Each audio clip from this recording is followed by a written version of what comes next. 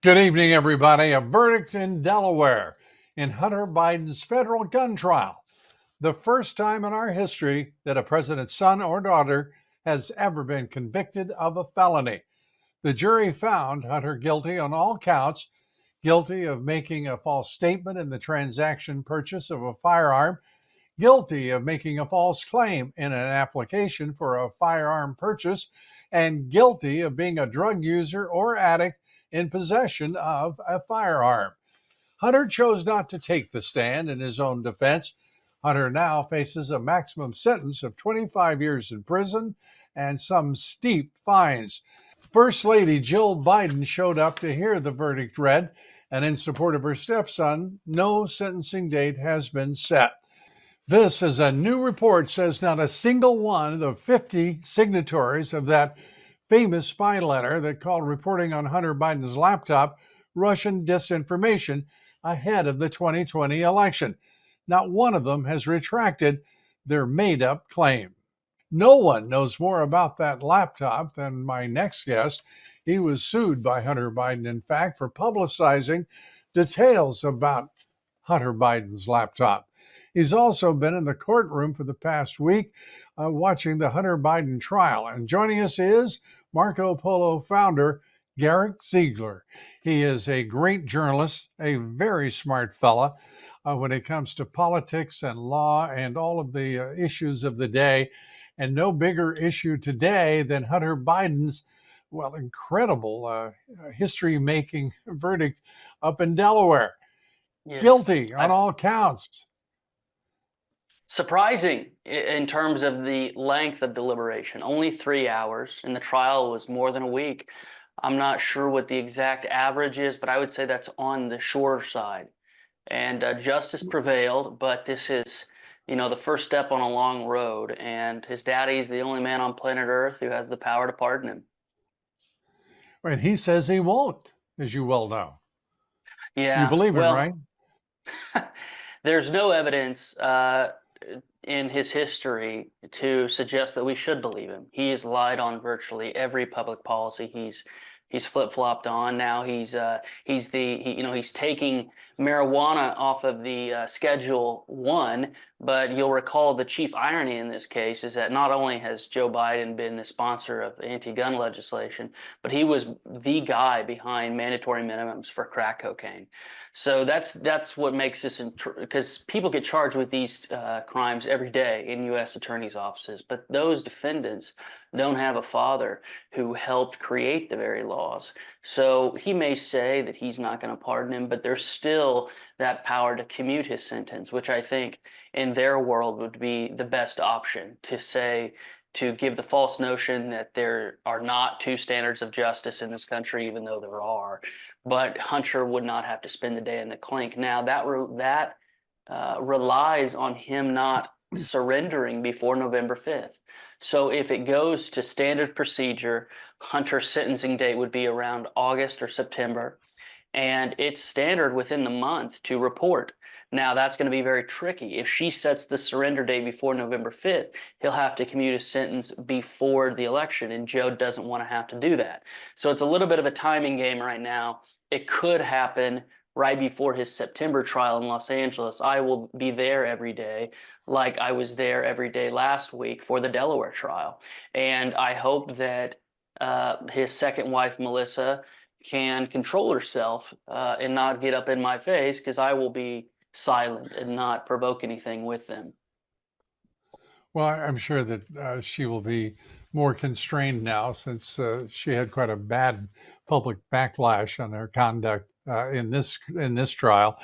Yes. Let's go to where we were in this trial. Initially, we find out that the initial view was a divided jury, 6-6, on whether or not he's guilty. Uh, does that surprise you that it was that uh, divided a jury with all of the what looked to me like pretty straightforward evidence that, including his admission that he was a drug addict and that he had a gun? Yeah, the jury on Monday through Thursday heard Hunter's own words read to them from his audiobook. Only one juror has commented because now they're free to talk to the media. One juror has come forward and given a non on the record, meaning they haven't identified the juror, but they have said that the testimony of his daughter, remember, Hunter called his daughter, Naomi, his oldest daughter, who's 31, to testify on Friday or on Thursday, late Thursday, excuse me, about 4 p.m., late in the day. And that juror has come forward and said that was especially damning testimony because that allowed the prosecution to ask her about a particular scenario in that 11-day window of Hunter, not when he was texting his daughter at that exact moment, because they have his text messages, they can prove that he was texting a drug dealer named Frankie, and Frankie delivered crack cocaine. And at the same time, he was texting her daughter. So it turns out that, according to one juror, that testimony of Naomi really made a difference. And he only has Abby Lowell to blame for that. Abby Lowell, and it's reported that he's a prominent attorney. In this case, I don't think he did a very good job as counselor. That he did make the right decision not to have Hunter testify. That was an open question over the weekend.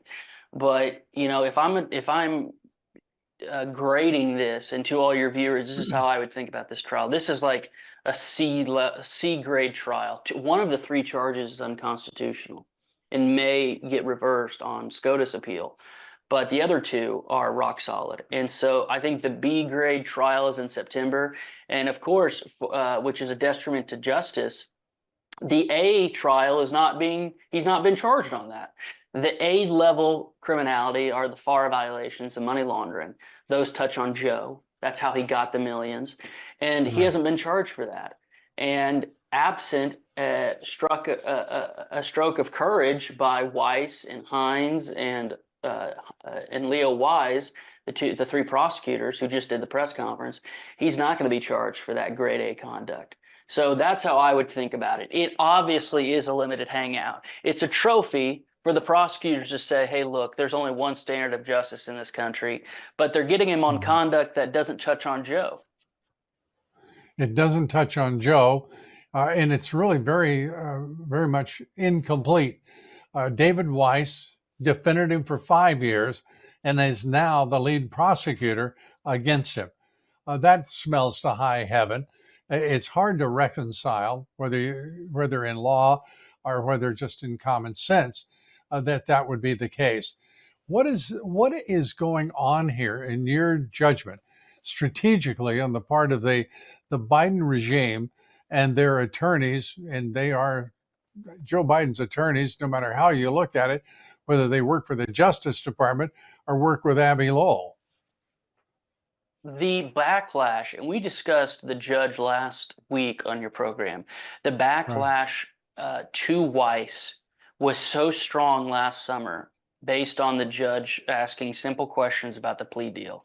They wanted to put this all under the rug. The backlash was so great, and they felt so convicted, rightly. They felt guilty for offering such a ridiculous get out of jail free card that they had to bring these charges, according to their own faulty conscience, right? So this allows Weiss and the others in his office to assuage their guilt in their own minds about offering that ridiculous plea deal. And it allows them to say, hey, look, we're achieving justice. But like you said, or like I tried to articulate, it's really a glass ceiling here.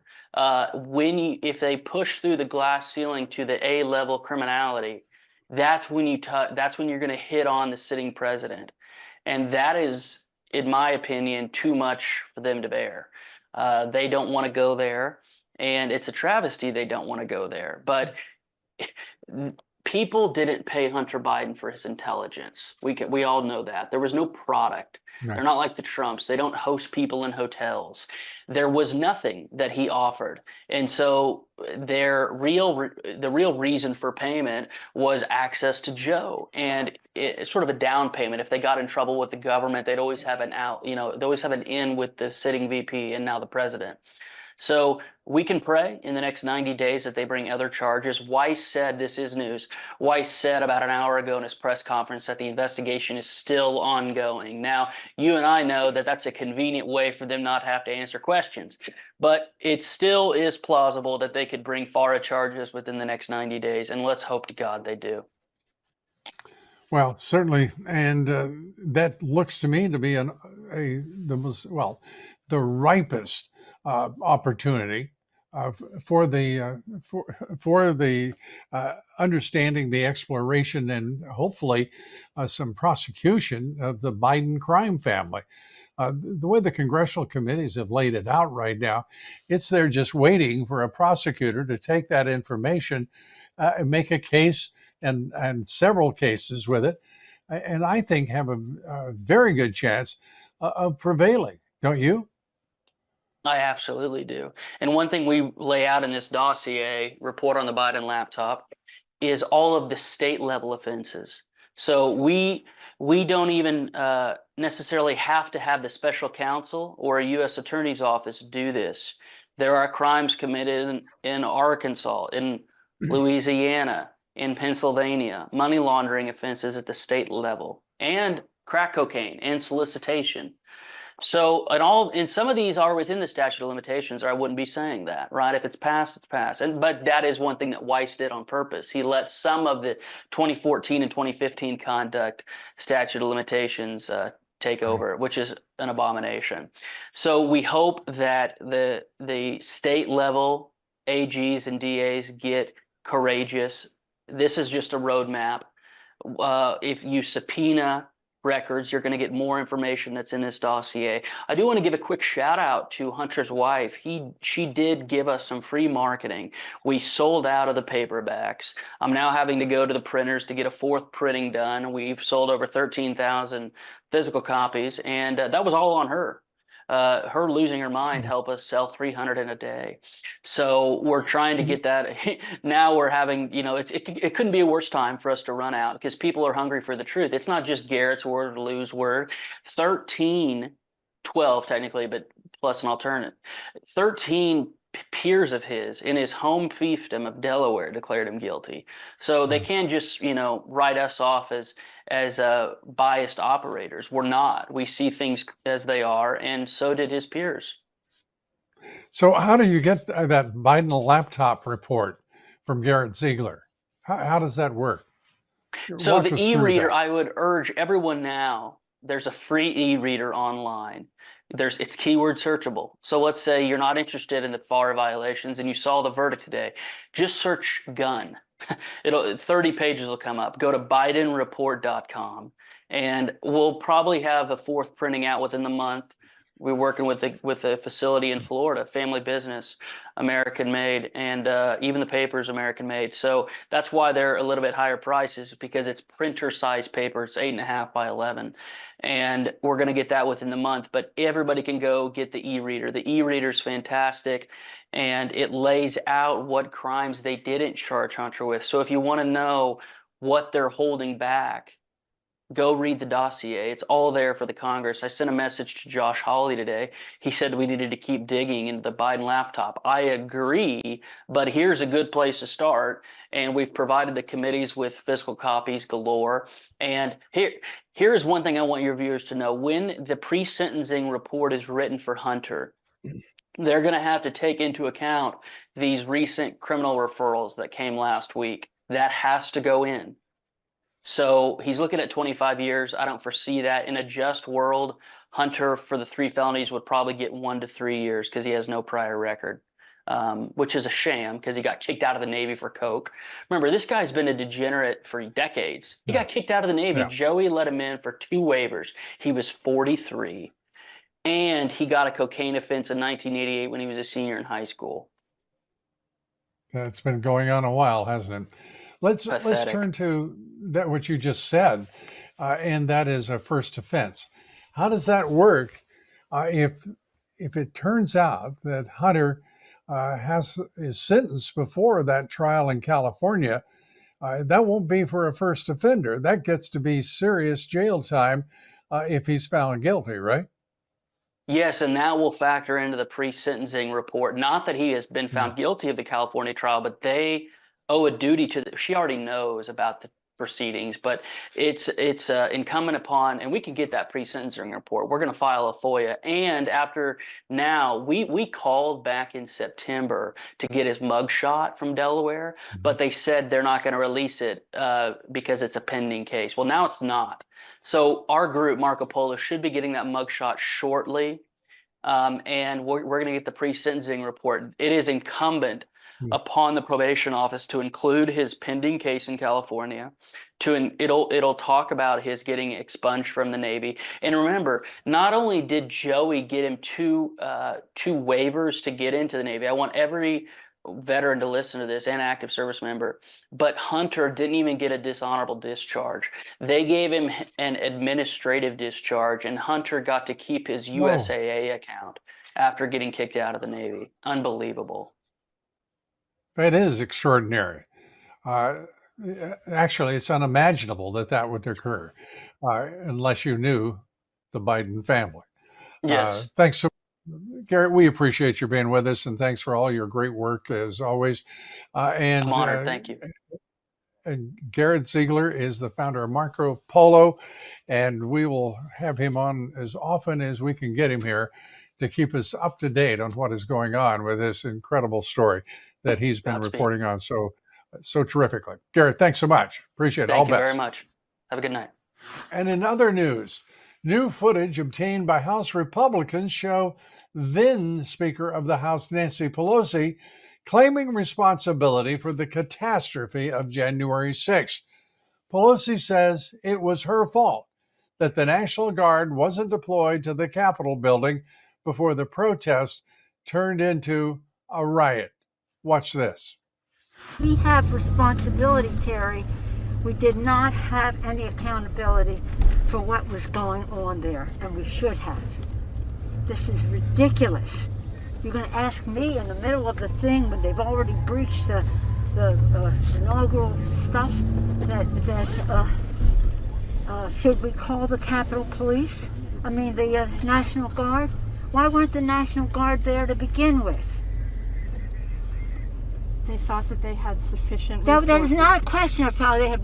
They don't know.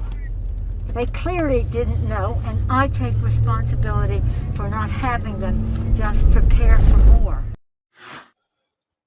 More than 3 years later, Americans still looking for answers about what really happened that day, and it's taken more than 3 years for this video to surface.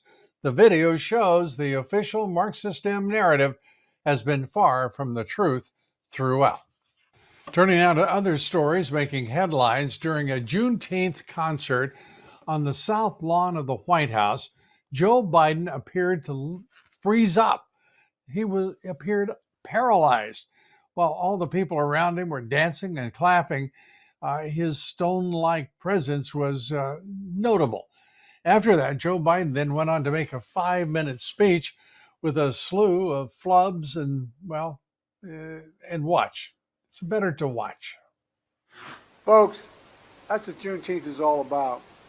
This is why I awarded the Medal of Freedom to Miss Oprah Lee as well, the grandmother of Juneteenth. She knows so long as she was denied, our freedom can never be secured. Her decades-long march brought her here to the White House when she stood by my side as I signed the Juneteenth federal holiday and handed her the signing pen for helping make Juneteenth possible. Whoa, I'm telling you, his cognitive decline is worsening by the day, and so are the lies of the national corporate media, who refuse to report the truth of Biden's cognitive impairment, his inability to perform his duties as president, and that refusal is a major, even historic truth and story as well. The national media won't cover that one either. Meanwhile, Attorney General Merrick Garland is a living, breathing reminder of this country's two-tier justice system. Garland refuses to produce recordings of Joe Biden's interview with special counsel Robert Hur because apparently he believes he's above the law. And so far, he's managed to stay there. But now Republicans are set to move forward with a vote to hold Garland in contempt of Congress for his recalcitrance. Republican congressmen like Keith Self hope that this is the beginning of an accountability for the entire Biden regime. Congressman Self joins us here tonight, and thanks for being with us, Congressman. First of all, I asked him in terms of the latest news. I think a lot of people were surprised to see Hunter Biden, the president's son, get convicted on all counts for firearm possession and lying about the transaction as well as the application for that firearm. Your reaction? My reaction is it must have been as clear a case as you can imagine for him to be convicted anywhere. I'm delighted to see it because we've been talking about a two-tier justice system. I'm delighted to see in this case there is no one above the law, as they say. Now, we need to be focused on the rest of the Biden crime family, and I want to see justice done for them as well. Well, I think that would be an appropriate aspiration.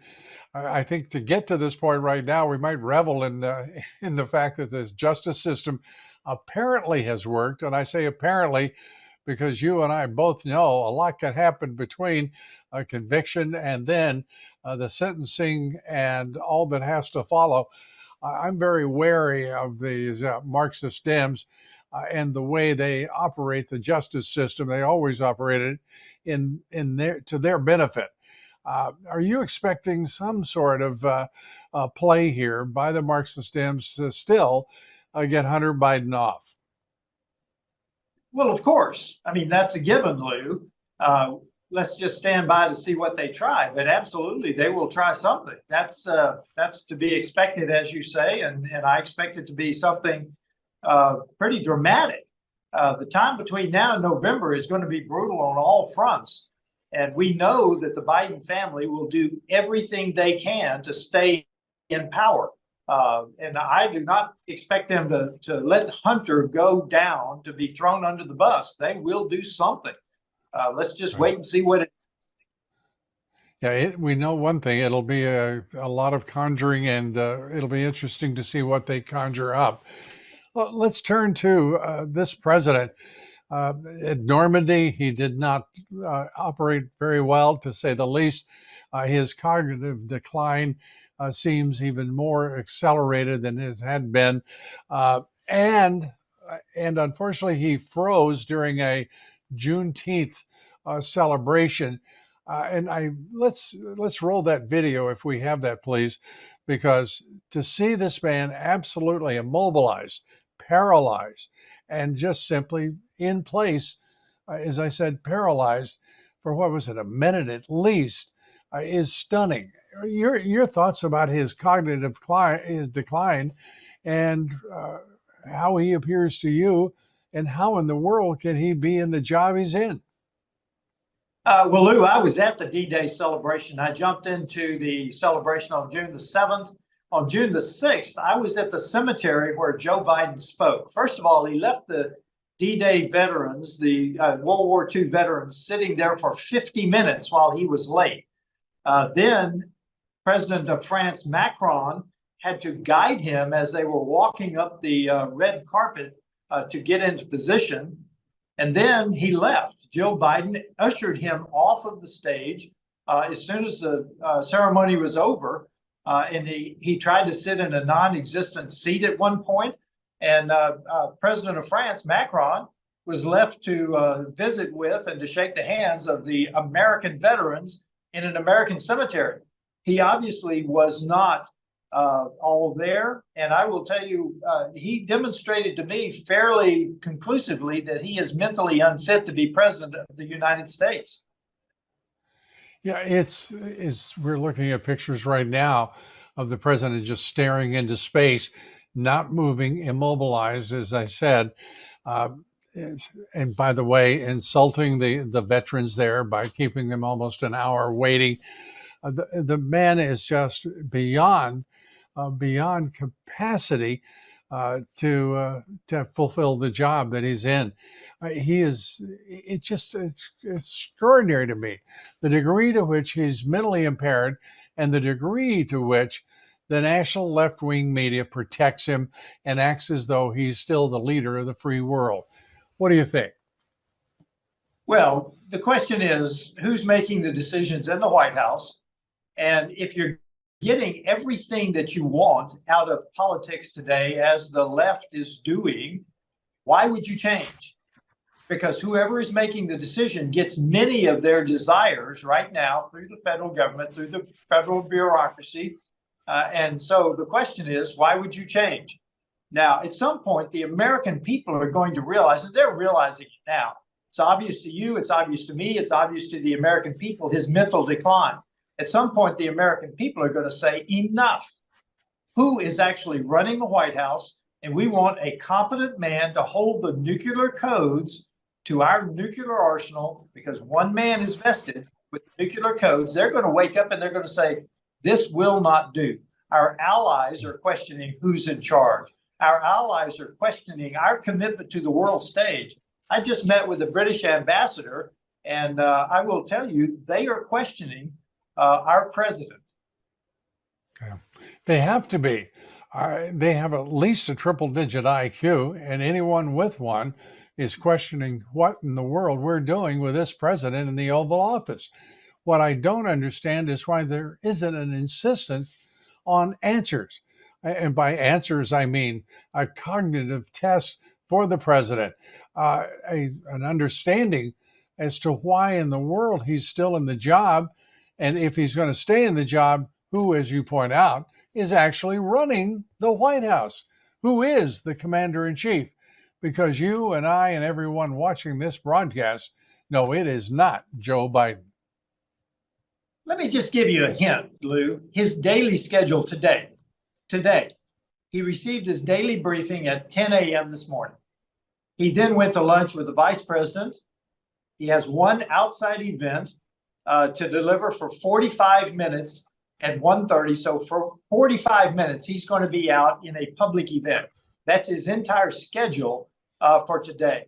Now, you can contrast that to President Trump. I hope you will ask me about that. President Trump is holding rallies. In fact, he had a rally in the Bronx during his trial. 40,000 people at the Bronx. He was in Las Vegas in the heat of the desert with a rally. Compare the two, Lou. There is no comparison. There is no comparison. And by the way, there are comparisons with previous presidents. And no president has been as indolent and reserved from public view and that of the press than Joe Biden. Not a single president has ever been this reticent to speak to the American people about important issues, and we have many of them. And I don't understand why he's being given a free pass. The national media is being given a free pass by the Republican Party. I can't understand why your party is not slamming this president, this White House, and the leadership of the party. I mean, where is Mike Johnson? Where's Mitch McConnell? They are the ones who should be demanding forthwith an accounting as to what is going on in the White House of the United States, who is running it. Because, as I said, it's not Joe Biden, and everybody knows that. This week, though, Lou, we are going to hold Merrick Garland in contempt of Congress. And it looks like he is willing to accept those charges. He is willing to cover up, as you say, for Joe Biden and accept contempt of Congress charges, because we need to start playing hardball with them. This should be our first attempt, because as you know, the special counsel had a 2-day interview with Joe Biden. They released the transcripts, altered transcripts, by the way, and then Robert Hur said that he would not recommend charges against Joe Biden because he was simply an elderly man with a poor memory. So that was his own special counsel appointed by Garland. So this week, we've got to start playing hardball with the DOJ. The first step is the contempt of Congress, but eventually, Lou, as you know, the real power of Article I congressional authority is the power of the purse. And I believe it's time to start using that to get results out of the executive branch, Joe Biden. Well, I wish you all the very best as you pursue what is an appropriate remedy, because I'm not sure that he can make it to November 5th, and there has to be plans, contingency plans, if he cannot make it, uh, for the Republicans as well as the Democrats. Congressman Keith Self, great to have you with us. Thanks so much. Look forward to our next chat. Appreciate it. Thank you so much. Very good. Thank you. Thank you. And in Washington State, 3 teens face up to 10 years in prison for leaving skid marks on a Pride, make that gay pride mural while riding e-scooters. Local news in Spokane, Washington reported the teens were arrested after woke witnesses called the police. Here you are. On a block rife with LGBTQ support, the voice of the few has been loud recently. It was really sad and disappointing. Kaylee Gaines McGee has worked at Atticus on Howard for 5 years. And there you go. So she's seen all the support. Our shop in this street is so welcoming to everyone. But she's also seen the hate. It was definitely deliberate. Most recently, Wednesday evening, while sitting on O'Doherty's patio. We all looked over and just saw this group of teenagers deliberately making marks and scratch marks with their Lime scooters, just all around. Several witnesses confronted the group and called police. We're not going to sit by as we watch people deliberately commit a hate crime, right in the middle of downtown. How can it be a hate crime, for crying out loud? It's a bunch of kids being kids. Grow up, Spokane. Meanwhile, Marxist Democrats have discovered that Justice Samuel Alito, now get ready, this is a scandal. Justice Alito actually believes in God. That's big news amongst the Marxist culture. In the recording you're about to hear, a left-wing documentarian posing as a religious conservative got Justice Alito to agree that America, are you ready? This is another big scandal, could benefit from some godliness. Here you are. I think one side or the other is going to win. I don't know. I mean, there can be a way of working, a way of living together peacefully, but it's difficult, because there are differences on fundamental things that really can't be compromised. You're not going to split the difference. No, not if we're smart about it. And by the way, that isn't the idea of godliness, is to be a bargaining chip. It's really the whole deal. And only a Marxist could pretend that faith and godliness could be a pejorative in America, which is, after all, I remind everybody, still a Judeo-Christian nation. We have a rich heritage and we have a rich future. This country in which we still trust in Almighty God. The Marxists will have to do a lot worse than this to have any impact on Justice Alito, I am sure. And speaking of godliness, Mike Lindell says God has given him an amazing platform. And as you know, Mike has a passion to help you get the best sleep of your life. After Mike invented the world's best pillow, he created those famous Giza Dream Sheets. They're the best sheets you will ever sleep on. My wife and I have been sleeping on them for years. Your best night's sleep, though, just got even better. For a limited time, you will get a queen size set for $59.98, king size just $10 more, the lowest prices in history. Mike and My Pillow employees continue to be canceled by those big box stores and attacked by the national left-wing corporate media. They appreciate all of your great support during these times and want to thank you by giving you free shipping on your order today, your entire order. And to get the best specials ever, go to mypillow.com or call 800-977-9152. Use promo code Dobbs.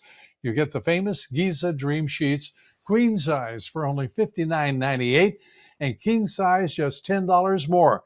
So call 800-977-9152 or go to mypillow.com, promo code Dobbs. Dobbs, to get free shipping on your entire order today. You'll be glad you did.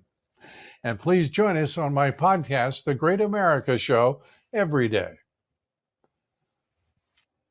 Turning now to a wild story. A doctor told the truth, and then the feds showed up at his door to intimidate him. Surgeon Dr. Eitan Haim blew the whistle on the Texas Children's Hospital back in 2023 for engaging in gender-affirming care that they had stated had been shut down. They lied. Dr. Eitan Haim is now being indicted by the DOJ on 4 counts of HIPAA violations. You didn't know that HIPAA was a criminal code, did you? Well, neither did I. And tonight, Dr. Haim's attorney joins us to give us an update on the very latest. Marcella Burke is a managing partner at Burke Law Group, and we're very happy to have you with us. And you are representing the doctor in this extraordinary assault by the Justice Department on a man who is simply revealing what the public has a right to know. Can you have an insight into what the Justice Department is thinking here? Yes, sir. Thank you for having us on. Our client, Dr. Haim, is a mandatory reporter of child abuse, like every doctor in the state of Texas. And the governor of Texas and the attorney general put out an opinion that transgender surgeries on minors are child abuse and illegal, and then to be reported, which is exactly what he did. He reported what he had seen and heard at the hospital. And as you mentioned, what happened to him was that the Department of Justice then turned against him because of his whistleblowing. And so we see this case, as you framed it, as an example of a prosecution where the government is going out of its way to discourage not only my client from his whistleblowing, but to discourage other doctors across the country and in the state of Texas for similarly meeting their ethical obligations. That really is remarkable, even by the Biden regime's standards, which are extraordinarily low, and as a matter of fact, beyond contempt. And to go after a practicing physician, take him away from his patients, and to bring these ridiculous allegations against him is well, as I said, it's contemptible. Where do you go now? What will be the path of resistance in the courts to this assault by the Department of Justice? Well, he received a summons, which gave him a court date. He appears on June 17th in Houston, and the indictment is under seal. So our client remains in the dark, the basis of the charges against him. We have asked the government to see the indictment, and the government persists in refusing to produce it. We know from the summons that he has been charged with 4 counts of criminal HIPAA violations, 3 statutory counts of 10 years each. This is entirely unprecedented that a whistleblower who then, in order to give the Attorney General of Texas data, and in this case, the data was redacted and there was not any personally identifiable information on the information given to the state of Texas. Rather, it was just proof that these things were happening. And then to turn on that person and allege that HIPAA could then not only be violated, but criminally violated is entirely unprecedented. Also, refusing to give this whistleblower his indictment to understand the charges against him is unprecedented. And in many ways, the behavior we see out of the Department of Justice is unprecedented. Unprecedented. It also sounds corrupt as it can be, motivated purely by politics and the agenda of the Biden regime itself. Where can you appeal? You have a corrupt Department of Justice. We knew that going in. You have a corrupt judiciary, much of it in the federal judicial system. These federal district courts, it's pot luck as to whom you draw. In the state of Texas, what do you do here to protect Dr. Haim and his interests? Well, we will go to trial. we'll go to trial with our client. We will defend him against these charges. We will appeal if we are not happy with the result. And, you know, we think that this is a case where they really are trying to disincentivize whistleblowers. Our client's legal fees alone, he's fundraising through Give, Send, Go for his entire legal defense. This is an impossible position to put physicians in.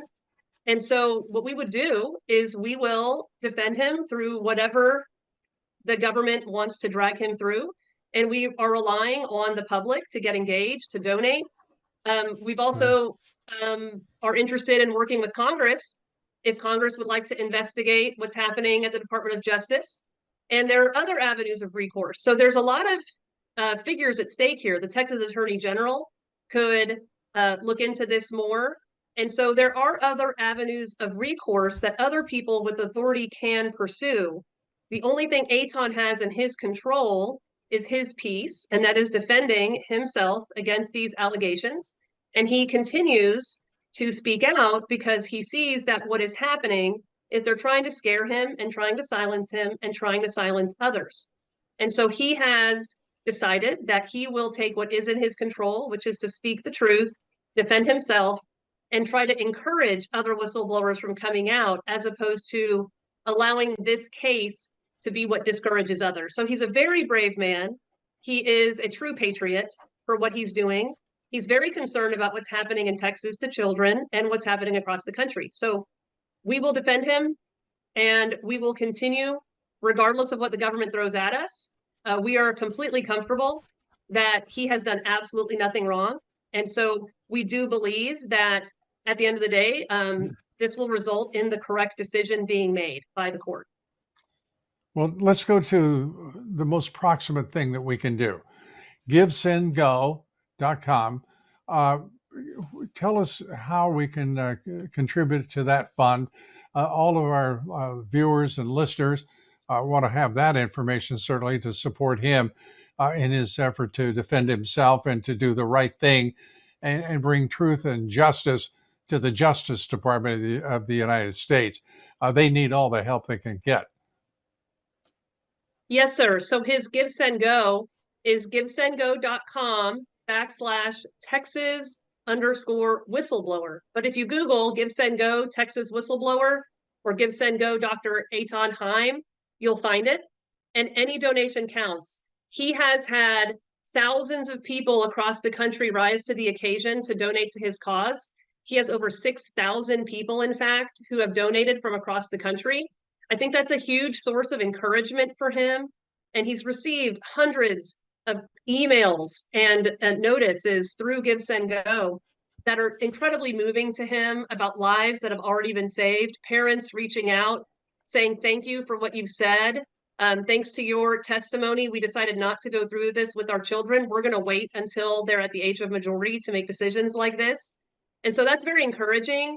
And a lot of those folks have donated on the website. And so you can just go to Give, Send, Go, Texas Whistleblower, and all those donations help. They're incredibly encouraging to Dr. Heim.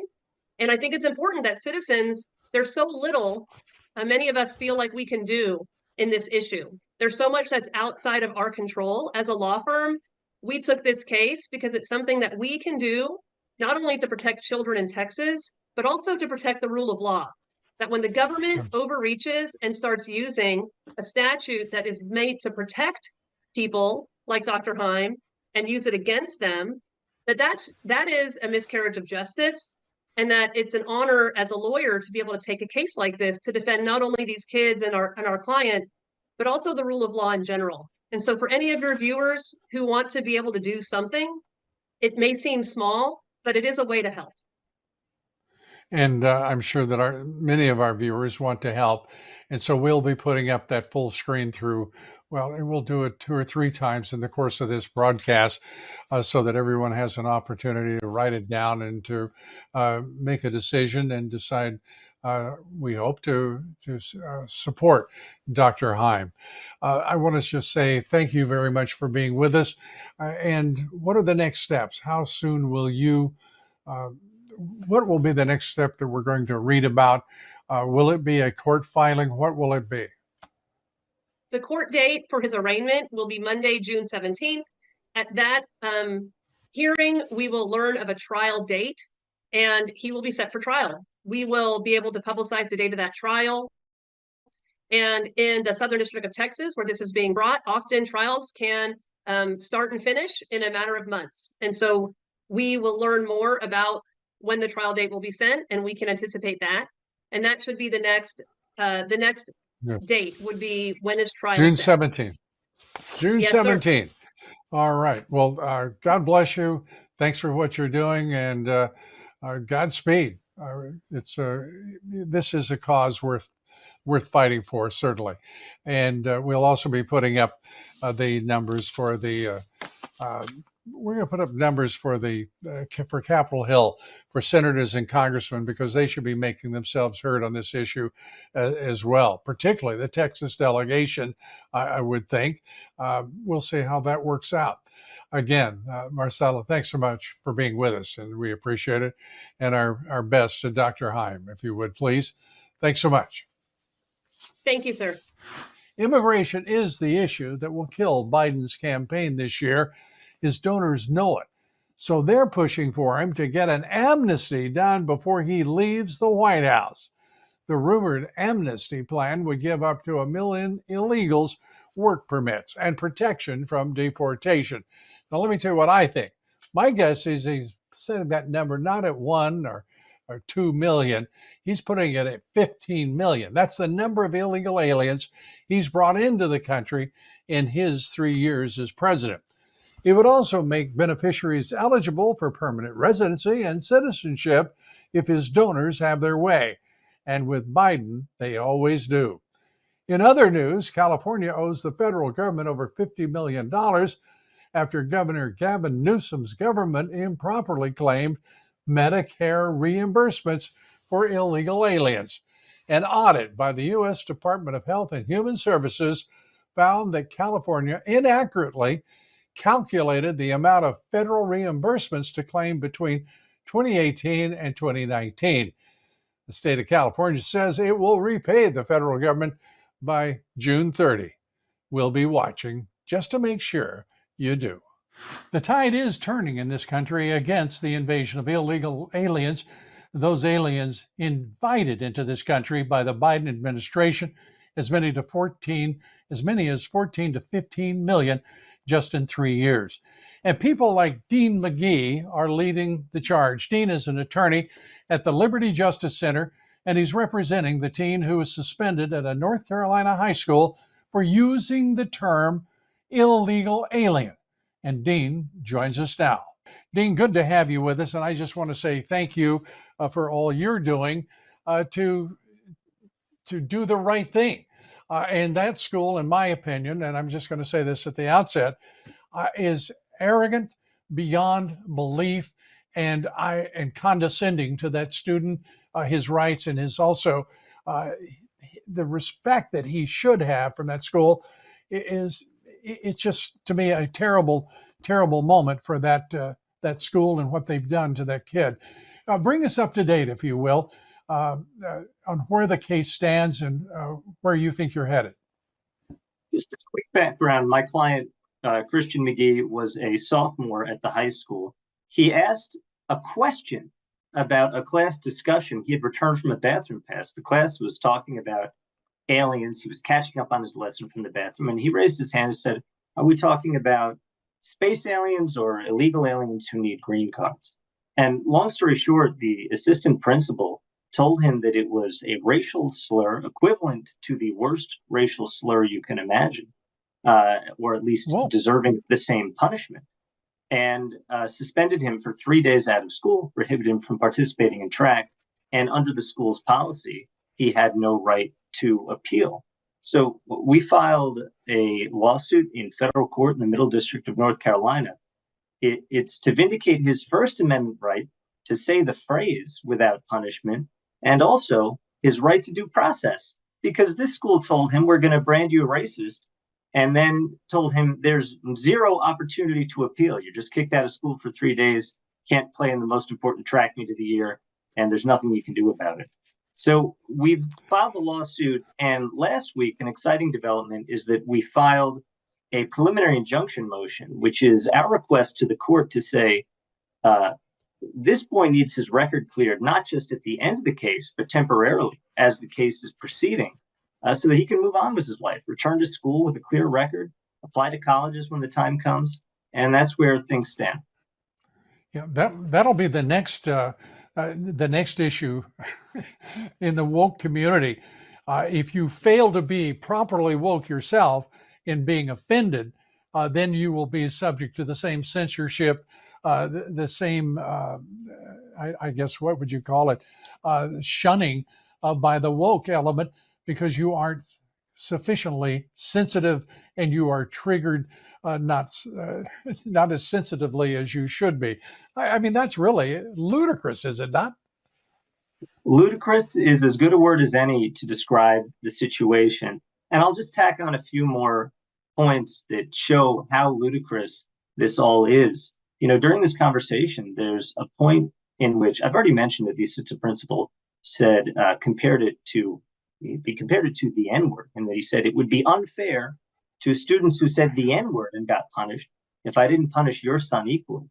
And what we've learned, though, is that this is a top-down problem at this school, because when Leah McGee, my client's mother, started making noise about this issue, two of the board members, instead of responding to her emails, to the plea of a mother trying to stand up for her child, they actually looked up her arrest records from around 14 years ago. My client's mom was arrested 14 years ago, and started spreading her mugshot around the community to community leaders as an effort to preemptively smear her and attack her character. Now, my client's mom has a really kind of beautiful redemption story.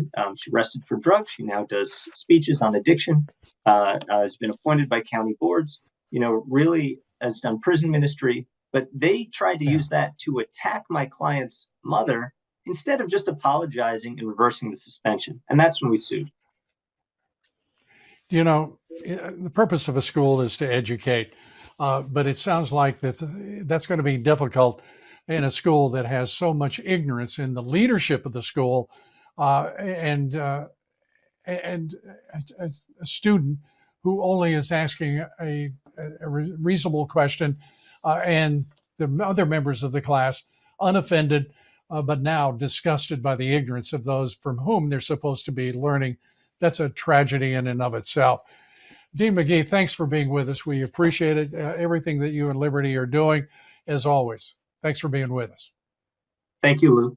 Well, let's take up a fantastic deal you don't want to miss. And as you know, Mike Lindell has a passion to help you get the best sleep of your life. After he invented the world's best pillow, he created those famous Giza Dream Sheets. They're the best sheets you will ever sleep on, as my wife and I will attest at any time. Your best night's sleep just got even better. And for a limited time, you get a queen size set for $59.98, king size $10 more, the lowest prices in history, in fact. Mike and MyPillow employees continue to be canceled by those big box stores and attacked by the corporate left-wing media.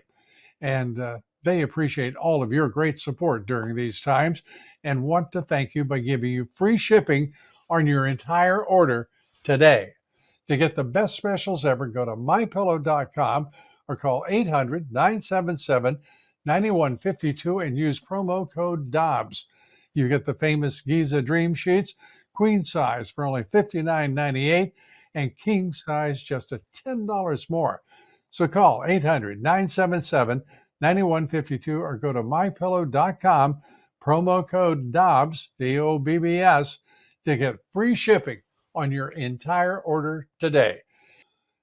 And now I want to tell you about the Mike Lindell Telethon at the end of this month. Mike has made tremendous strides in his push to secure our elections. He's also made significant sacrifices as he has done so in his efforts to save the Republic. Please join us in showing our appreciation for Mike's efforts by sponsoring, attending, and or watching our birthday bash telethon on his behalf on Sunday, June 30th, straight from John Rich at Redneck Riviera in Nashville, Tennessee. from 4 to 8 p.m. Central. And that URL is www.lindelloffensefund.org. Do whatever you can and celebrate Mike Lindell and all he's done for us. And please join me for my podcast daily, The Great America Show. Thanks for being with us here. Join us tomorrow, 7 Eastern, 6 Central. Congressman Tom Tiffany joins us, a survivor of Communist China. Xi Van Fleet will also be with us. Coming up right after this, the Lindell Report. And Mike has a great show lined up for you. You don't want to miss it.